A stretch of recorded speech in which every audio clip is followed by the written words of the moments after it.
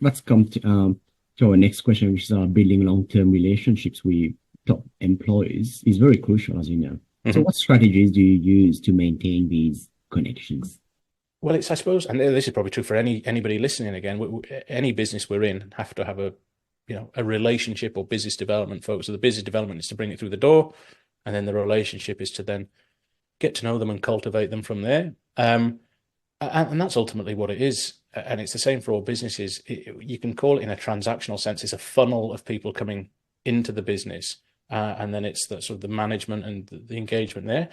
I like to just think of it as you're just looking for people that share similar values to you and appreciate your service. I can appreciate the work that they do, and Mm, together we just I like to think it's like you kind of build a relationship with them because you want their business to do well because you like them. It's interesting. I know most recruiters, I don't think, maybe it happens over time. You kind of see it initially in recruitment as a placement.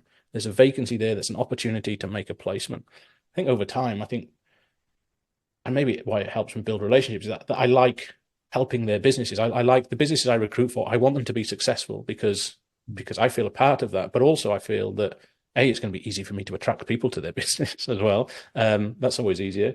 But you're like on a journey together, mm, and hopefully that the clients, and you probably look to have a core 5 to 10 clients that you do a lot of their work for. Um, but it's being part of that and then sort of harnessing that. And it's not just about, do you need this? Do you need that? And maybe it's because I've been doing it 20 years that I can give, I can give my voice, my opinion, um, and share my thoughts and insights that may or may not be of interest to the client. But in some way, it's sort of helping and adding a bit of value. And I think if you're a leader of a business, and any leader of any business has got to choose what data or information they let through the gateway into their own mind to affect their work and what they don't.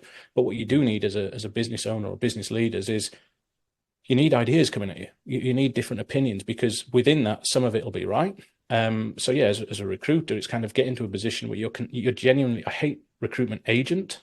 We're there to consult and give our insights onto people and teams and how other companies do it well. And often you're just sharing your own experiences or what you've seen from other people, and you could have just you're acting as you're just directing people to information that you've gained that you've not created yourself. mm, But that's how I think, yeah, building long-term relationships are about mm, just being honest and helping and consulting and trying to add value mm, and listen.